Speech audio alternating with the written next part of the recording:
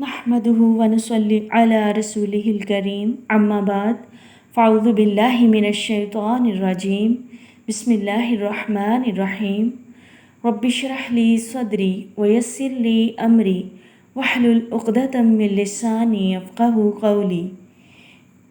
میری عزیز بہنوں اور بھائیوں، السلام علیکم ورحمۃ اللہ وبرکاتہ۔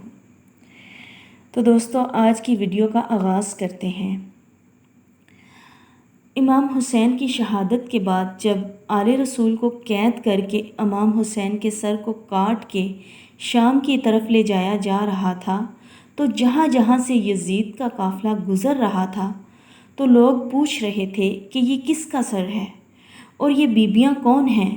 تو جس کو بھی معلوم ہو کہ یہ رسول اللہ صلی اللہ علیہ وآلہ وسلم کا خاندان ہے، تو ہر کوئی دل ہی دل میں ان ظالموں پر لعنت کرتا رہا، اور کوشش یہی تھی کہ یہ کافر ہمارے شہر نہ رکیں۔ تو ایسے ہی چلتے چلتے جب یزید کا قافلہ شہر گردان تک پہنچا تو وہ لوگ پہلے سے ہی باخبر ہو چکے تھے کہ فوج یزید نے اللہ کے رسول کے نواسے کو قتل کیا ہے اور آل محمد کو قید کیا ہے۔ تو انہوں نے اپنے شہر کے دروازے بند کیے ہوئے تھے۔ قافلہ شہر کے باہر رک گیا اور درخت کے سائے میں یزید کے سپاہی سونے لگے۔ جب رات ہونے لگی تو راہب قریب آتا ہے اور دیکھتا ہے کہ ایک نورانی سر ہے جس پہ آسمان سے فرشتے آ کے سلام کر رہے ہیں، اور وہ سر قرآن کی تلاوت کر رہا ہے۔ جیسے ہی وہ اپنے گھر واپس جانے لگا تو پوری رات سوچنے لگا کہ یہ کس مقدس ہستی کا سر ہے۔ بس فوراً صبح آ کے سپاہیوں سے پوچھنے لگا کہ یہ کس ہستی کا سر ہے۔ فوج یزید نے کہا کہ یہ حسین ابن علی کا سر ہے۔ تو اس نے پوچھا کون حسین؟ اتنے میں شمر کہنے لگا حسین فاطمہ کا بیٹا، محمد کا نواسا۔ وہ چیخ کر زمین پر بیٹھ گیا اور کہنے لگا کتنے بدبخت ہو، اپنے رسول کے نواسے کو ہی قتل کر دیا۔ اور یہ عورتیں کون ہیں؟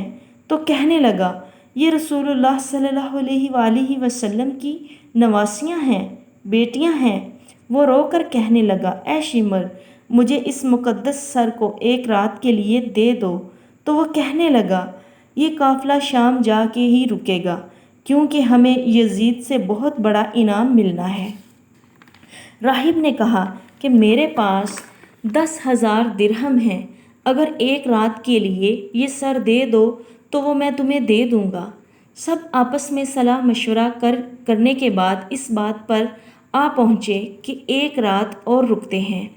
راہب نے ان ظالموں کو 10,000 درہم دے کر امام حسین کا سر لے کر گھر آ گیا اور ایک پتھر پر آ کر اس سر کو رکھا اور زاروں کی طرح رونے لگا۔ اتنے میں امام حسین کے سر سے آواز آئی اے راہب، یاد کر جب تو اولاد کی دعا کروانے کے لیے میرے نانا کے پاس آیا تھا اور تمہارے مقدر میں اولاد نہیں تھی، میں نے اللہ تعالیٰ سے دعا کی، اللہ تعالیٰ نے تجھے 7 بیٹے عطا کر دیے، اور تم نے کہا ایک مرتبہ میرے گھر آنا۔ اے راہب، آج میں حسین تیرے گھر آ ہی گیا۔ بس جیسے ہی امام حسین کے سر سے یہ آواز سنی تو راہب زور زور سے رونے لگا اور کہنے لگا اے میرے آقا حسین، مجھے معاف کر دیجئے، مجھے معلوم ہوتا تو میں بھی آپ کے قدموں میں قربان ہو جاتا۔ امام حسین نے فرمایا اے راہب، اللہ کی مرضی یہ ہے کہ اللہ کا دین میرے خون سے زندہ ہونا تھا۔ پوری رات وہ امام حسین کے سر سے گفتگو کرتا رہا۔ جب صبح کا وقت قریب آنے لگا تو اس نے سوچا کہ میں مولا حسین کا سر واپس کیسے کروں۔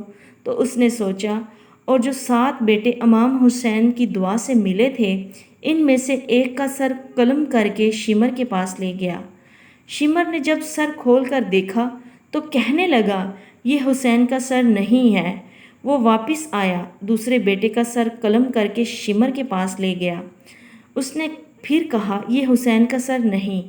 ایسے ایک ایک کر کے راہب نے امام حسین کے عشق میں اپنے 7 بیٹے قربان کر دیے۔ جب آخری بیٹے کا سر شمر نے دیکھ کر یہ کہا کہ اے راہب، تو وعدہ خلافی کر رہا ہے، اور اگر تو نے حسین کا سر نہیں دیا تو ہم تیرے پورے خاندان کو ختم کر دیں گے۔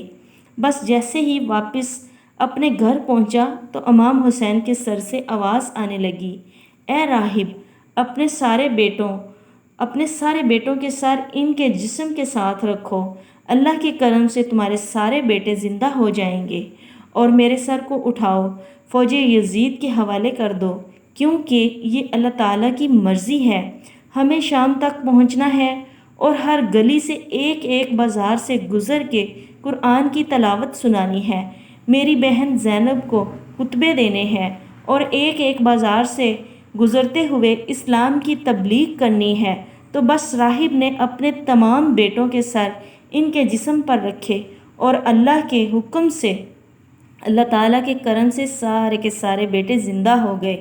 اور پھر وہ روتا ہوا امام حسین کے سر مبارک کو فوج یزید کے حوالے کر دیا اور کہا کہ کتنے بدبخت ہو تم، اپنے رسول کے نواسے کو قتل کرتے ہو، ان کی بیٹیوں کو قید کرتے ہو، ان پہ ظلم کرتے ہو، تمہارا یہ ظلم قیامت تک تمہارے لیے لعنت بن جائے گا۔